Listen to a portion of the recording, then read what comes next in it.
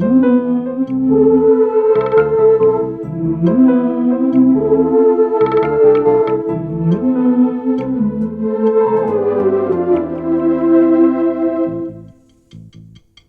విధి విచిత్రాల నిధి, ఓ విధి విచిత్రాల నిధి, వింత కథల సారథి, ఆశ నిరాశల వారధి, నిరంకుశ నిర్ణయాల నిర్దయవానిధి, ఓ విధి విచిత్రాల నిధి, ఓ విధి విచిత్రాల నిధి.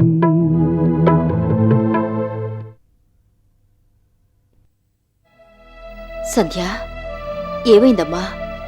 ఎందుకలా ఉన్నావు? అక్కడేమైనా గొడవ జరిగిందా? ఏం కాలేదమ్మమ్మా. ఏమీ లేకపోతే అలా ఎందుకున్నావమ్మా? సంధ్య, అమ్మమ్మ కంగారు పడుతోంది. ఒక్కదాన్ని ఎందుకు పంపించావని నన్ను తిట్టింది. ధైర్యంగా వెళ్ళిందానివి ఇలా డీలా పడిపోయేస్తే మేమేమనుకోవాలి? జరిగిందేంటో చెప్పమ్మా. ఇంకెప్పటికీ వినోద్ నా జీవితంలోకి రాడని తేలిపోయింది.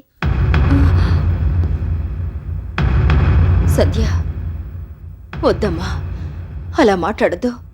అయినా మావి చెప్తున్నా వినకుండా ఎందుకు వెళ్ళావు? పెద్దదాన్ని నేను దాన్ని ఉన్నాను కదా. ఆ రోజీతో మాట్లాడి అవసరమైతే కాళ్ళో వేళ్ళో పట్టుకుని బతిమాలేదాన్ని.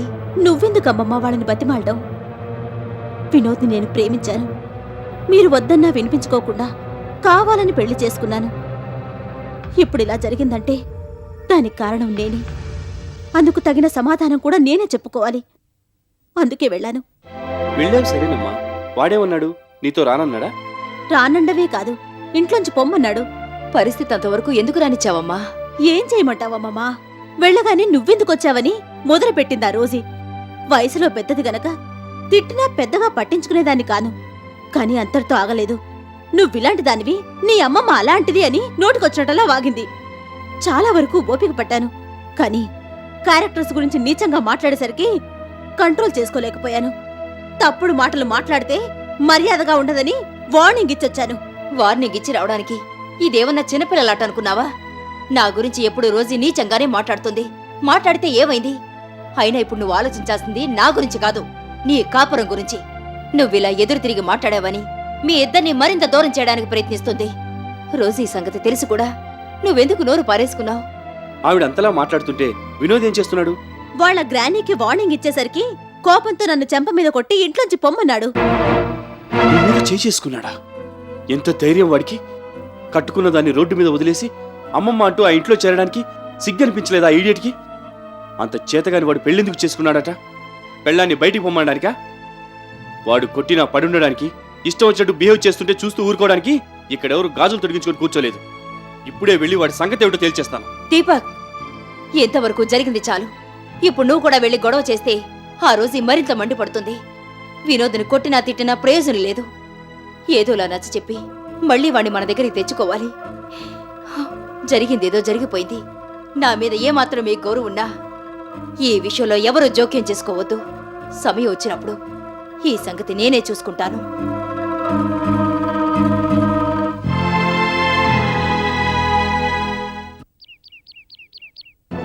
మీరే అలాంటి ఎలా లాయర్ గారు? అవసరమైతే పోలీసుల్ని, జడ్జిల్ని కొనేయండి. ఎంత డబ్బు ఖర్చైనా పర్వాలేదు. నా కొడుకు మాత్రం బయటికి రావాలి. మళ్ళీ అదేమంటారేమిటి? అటుపక్క రోజీ ఉంది కాబట్టే మీకు ఈ కేసు అప్పచెప్పాను. మీ తెలివితేటల్ని, లీడింగ్ లాయర్గా మీకున్న ఇన్ఫ్లుయెన్స్ని ఉపయోగించి ఏదో ఒక రకంగా బెయిల్ సంపాదించండి. కొడుకు జైల్లో కూర్చుంటే కన్న తండ్రిగా నేనెంత బాధపడుతున్నానో ఆలోచించండి. నా ఆవేదనను అర్థం చేసుకోండి ప్లీజ్. ఎలాగైనా మీరు నాకు ఈ సహాయం చేసి పెట్టాలి. నా కొడుకుని జైల్లోంచి బయటికి తీసుకురావాలి.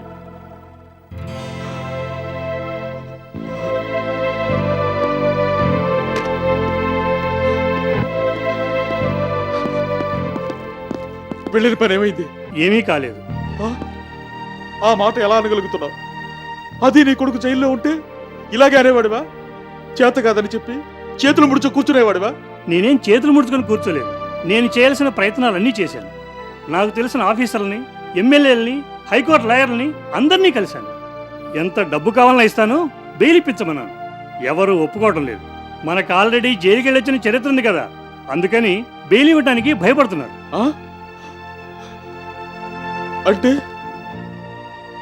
కిరికి బెయిల్ వచ్చే అవకాశమే లేదంటావా? నాకు తెలిసినంత వరకు లేదు.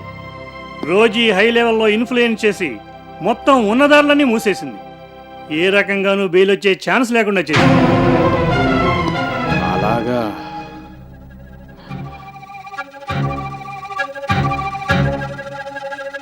నా కొడుకుని జైల్లో పెట్టించి నన్నింత క్షోభ పెట్టిన ఆ రోజీని ఎలా దెబ్బతీస్తానో చూడు.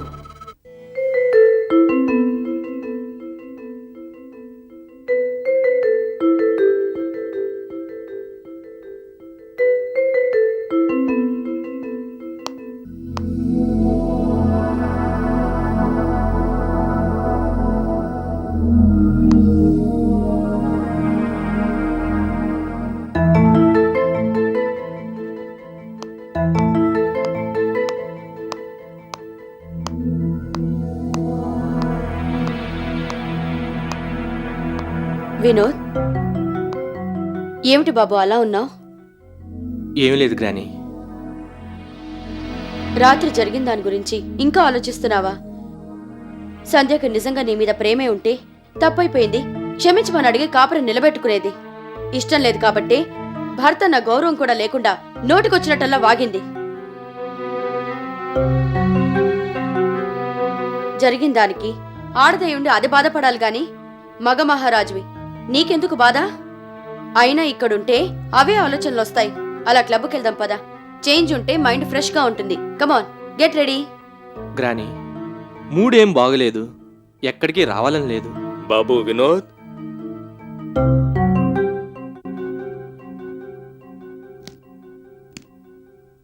ఓ సీతారామయ్య గారా? తాతయ్య అనే పిలుపు అప్పుడే మర్చిపోయావు బాబు. నాటకాలు ఆడడానికి, చందాలు ఆడుకోవడానికి వచ్చావా? అడుక్కునే స్థితికి ఇంకా దిగజారలేదమ్మా. దిగజారను కూడా. మరెందుకు వచ్చినట్టు? నీతో మాట్లాడదామని వచ్చాను. ఏమిటి మీరు మాట్లాడేది? వినోద్, సంధ్యని ప్రేమించి పెళ్లి చేసుకున్నావు. ఎంతో ప్రేమగా అపురూపంగా చూసుకున్నావు. అలాంటిది ఆ అమ్మాయి మీద చేయి చేసుకున్నావంటే అప్పుడే మీ ఇద్దరి మధ్య దూరం ఎంత పెరిగిపోయిందో నాకు అర్థమైంది. నిన్ను వదులుకోలేక నీకోసం వస్తే కొట్టి పంపించడం న్యాయమా బాబు? ఆ అమ్మాయికి కష్టం వస్తే కన్నీళ్లు తుడవాల్సి నువ్వే ఇలా చేస్తే ఆ అమ్మాయి ఎలా తట్టుకోగలదు? ఈ విషయాలన్నీ నాకెందుకు చెప్తున్నట్టు? నీకు కాక ఇంకెవరికి చెప్తాను బాబు. మీ ఇద్దరి ప్రేమకి నేనే ప్రత్యక్ష సాక్షిని. సంధ్యని నువ్వెంతగా ప్రేమించావో నాకు తెలుసు. అయినా నమ్మకం చాలక నీ ప్రేమకి ఎన్నో పరీక్షలు పెట్టాను. మీ వాళ్లని వదిలి ఉండగలవో లేవోనని 24 గంటలు నా దగ్గరే ఉండేలా చేశాను. కాలు కింద పెట్టకుండా కారులో తిరిగి నిన్ను ఇంటి నుంచి కాలేజీ వరకు కాలినడకనొచ్చేలా చేశాను. ఒకటా రెండా? అలా నేను పెట్టిన పరీక్షలన్నింటిలోనూ నువ్వే నెగ్గావు. నీ ప్రేమ నిజమైందని నిరూపించుకున్నావు. అవన్నీ మర్చిపోయి అమ్మాయి మీద చేయి చేసుకుంటావా? జరిగిందంతా తలుచుకుని పాపం సంధ్య రాత్రలా ఏడుస్తూనే ఉంది. అంత పని చేయడానికి నీ మనస్సెలా ఒప్పింది బాబు? ఆ విషయం అడగడానికి నువ్వెవడివి? అది చేసిన పనికి వినోద్ కనుక కొట్టడంతో సరిపెట్టాడు. అయినా నీకు సమాధానాలు, సంజాయిషులు ఇచ్చుకోవాల్సిన అవసరం వాడికి లేదు. అది ఏడుస్తుందని నువ్వెందుకలా బాధపడిపోతున్నావు? నువ్వెవన్నా దానికి అమ్మ తరఫున చుట్టానివా, నాన్న తరఫున చుట్టానివా? అది నీకు ఏ రకంగానూ సంబంధం లేని విషయం. మరీ అంత బాధగా ఉంటే కన్నీళ్లు తుడుచుకోవడానికి దానికి 2 కర్చీఫ్లు కొనివ్వు. అంతేగాని ఇక్కడికొచ్చి వాడేదో తప్పు చేసినట్టు సంఘ సంస్కర్తలా మాట్లాడితే మర్యాదగా ఉండదు. సరేనమ్మా, కానీ నేను చెప్పేది కూడా కాస్త వినిపించుకో.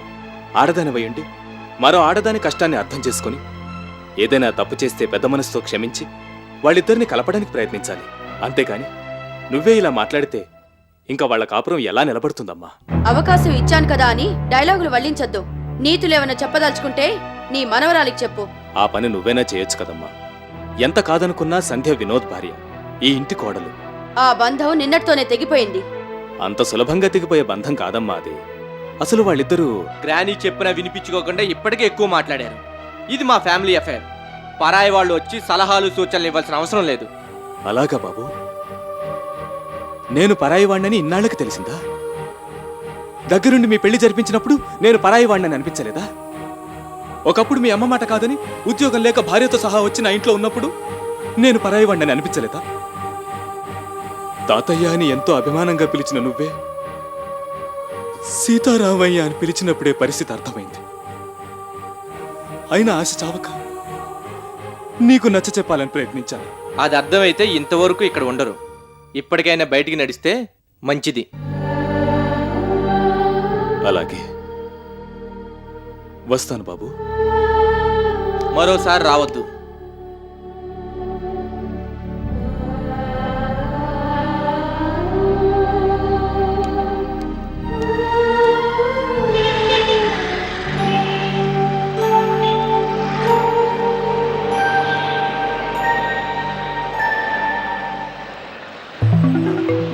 తాతయ్య, తాతయ్య,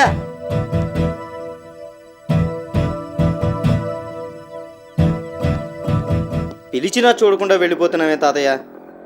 ఏదో ఆలోచనలో పడి చూడలేదు బాబు, ఏమనుకోకు. అంత సీరియస్గా ఏం ఆలోచిస్తున్నావు? కొత్త నాటకం ఏమన్నా ప్లాన్ చేస్తున్నావా? ఇంతవరకు ఆడిన నాటకానికే బాధపడుతున్నాను బాబు. అదేమిటి తాతయ్య అలా మాట్లాడుతున్నావు? ఇంతకీ మా బాసు సంజయ్ ఎలా ఉన్నారు? మా బాసు బిజినెస్ పెట్టి బాగా సక్సెస్ అయ్యాడంట కదా. మా బాసు ఏదనుకుంటే అది సాధిస్తాడు. సంజయ్ని పెళ్లి చేసుకోవాలనుకున్నాడు, చేసుకున్నాడు. బిజినెస్ పెట్టాలనుకున్నాడు, పెట్టాడు. అది మా బాస్ స్పెషాలిటీ. మా బాసే బాసు.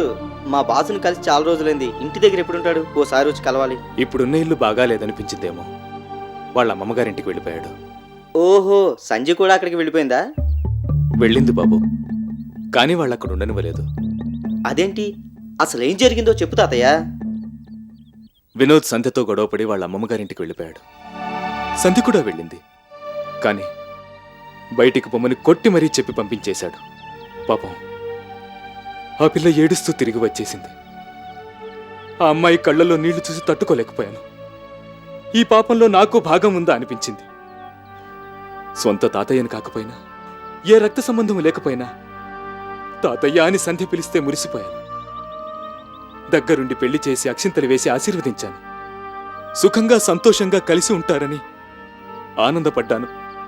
కానీ ఆ ఆనందం ఎంతో కాలం నిలబడలేదు. నా చేతుల మీదుగా ఒక ఆడపిల్లకి అన్యాయం చేశానన్న బాధ మాత్రం మిగిలింది. వాళ్ళ పెళ్లికి మనం ఎంత కష్టపడ్డాం తాతయ్య. అయిన వాళ్ళు ఎవరూ లేకపోతే అన్నీ మనమే అయ్యి పెళ్లి చేసాం. ఇప్పుడు ఇలా జరిగితే చూస్తూ ఊరుకుంటామా తాతయ్య? వెళ్ళి బాసుని అడుగుదాం పద. ఆ ముచ్చట అయింది బాబు, అక్కడి నుంచే వస్తున్నాను. బాస్ ఏమన్నాడు? ఇది మా కుటుంబ వ్యవహారం, నీకు సంబంధం లేదని కొట్టినట్టు చెప్పి బయటికి పోమన్నాడు. బాధపడుతూ వచ్చేశాను. అంతకన్నా మనం చేయగలిగిందేముంది? సంధ్య నా కోసం చూస్తూ ఉంటుంది. వస్తాను బాబు.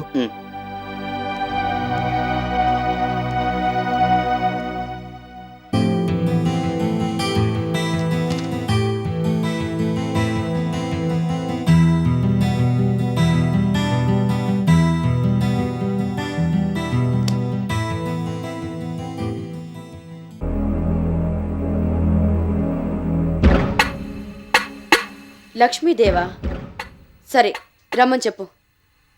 ఆగో, ఈ కుర్చీలన్నీ తీసేయ్. ఏంటి మేడం? చెప్తే అర్థం కావడం లేదా? కుర్చీలు తీసేయమంటున్నాను.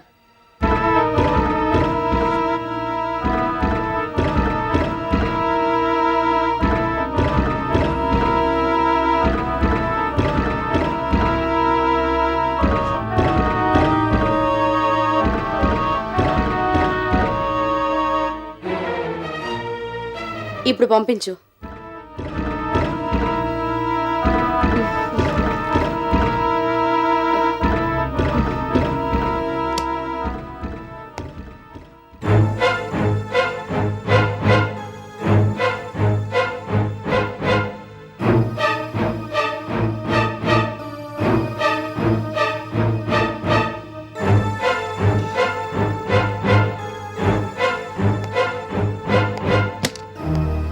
Mrs Rosie.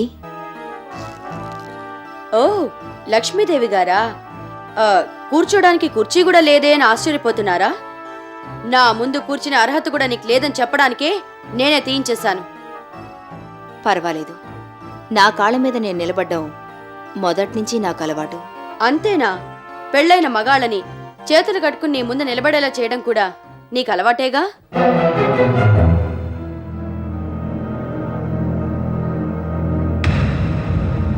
పర్సనల్ బిజినెస్లతో, చెలసాని గారి ఆంతరంగిక సేవలతో బిజీగా ఉన్న నువ్వు ఇక్కడికి రావడం చాలా ఆశ్చర్యంగా ఉంది. Really surprising. ఇంతకీ ఎందుకు వచ్చావు ఇక్కడికి? ఓ కాపురాన్ని నిలబెట్టమని అడగడానికొచ్చాను. What is joke? కాపురాలు కూల్చే నువ్వు కాపురం నిలబెట్టమని అడగడానికి వచ్చావా? Funny, very funny. నీకు నవ్వులాటుగా ఉండొచ్చు, కానీ జరిగింది తలుచుకుంటే గుండె పగిలిపోతుంది. నిన్నటి వరకు కళకళలాడుతూ పచ్చగా ఉన్న కాపురం నా కళ్ళ ముందే కూలిపోతుంటే చూడలేకొచ్చాను. ప్రేమించి పెళ్లి చేసుకున్న నేరానికి ఓ ఆడపిల్ల శిక్ష అనుభవించడం చూడలేక వచ్చాను. చెయ్యి పట్టుకుని నడిపించవలసిన భర్త చాచి చెంప మీద కొడితే దిక్కు తోచక ఏడుస్తున్న ఓ భార్య కన్నీడు తొడవమని అడగడానికొచ్చాను. I see. మనవరాలు మొగుడు కాలర్ పట్టుకుంటే నువ్వు నా కాళ్ళు పట్టుకుని క్షమించమని అడగడానికి వచ్చావు, అంతేనా? నువ్వెలా అనుకున్నా నాకు అభ్యంతరం లేదు. నాకు చలసాని గారికి మధ్య ఏ సంబంధం లేదన్న సంగతి నీకు తెలుసు. నా మీదున్న కోపంతో లాడ్జీలో మేమిద్దరం మామూలుగా మాట్లాడుకుంటుంటే పోలీసులు పిలిపించి అరెస్టు చేయించావు. కావాలనే పోలీస్ జీపులో మా ఇద్దరిని ఫోటోలు తీయించి పోలీస్ రికార్డుల్లోకి ఎక్కించావు. ఇప్పుడు ఆ ఫోటోలని వినోద్కు చూపించి నా మీద అసహ్యం కలిగేలా చేశావు. సంజయ్ని వినోద్ని విడదీయడానికి ప్రయత్నిస్తున్నావు. ప్లీజ్, ఆ ఫోటోలు నిజం కాదని, నాకు చలసాని గారికి మధ్య ఏ సంబంధం లేదని వినోద్కి నచ్చజెప్పు. వాళ్ళిద్దరి కాపురం నిలబెట్టు. No, impossible. నువ్వు ఎంత అభ్యర్థించినా అరిచి గీపెట్టినా అది మాత్రం జరిగే పని కాదు. ఒకప్పుడు ఈ గొడవ కారణంగానే నీ కాపురాన్ని పాడు చేసుకున్నావు, భర్తని దూరం చేసుకున్నావు. Stop it. అదంతా అబద్ధం. చేసిన తప్పుని కప్పిపుచ్చుకోవడానికి ఇది చలసాని చేసిన ప్రచారం. నా భర్త ఇప్పుడు నాకు దూరంగానే ఉన్నాడు. చెల్లెలు పెళ్లి కోసం నన్ను ప్రేమించినట్టు నటించి పెళ్లి పేరుతో కొంతకాలం నాకు దగ్గరయ్యాడు. That's all. పెళ్లి కాగానే నిన్ను వెతుక్కుంటూ వెళ్ళిపోయాడు. నిజంగా అతను నన్ను ప్రేమించుంటే నన్ను వదిలి వెళ్లేవాడే కాదు. అలాగని ఎందుకు అనుకుంటున్నావు? నువ్వు అతన్ని మనస్ఫూర్తిగా ప్రేమించి ఉంటే అతను నిన్ను ఎప్పటికీ వదిలి వెళ్లేవాడు కాదు. What do you mean?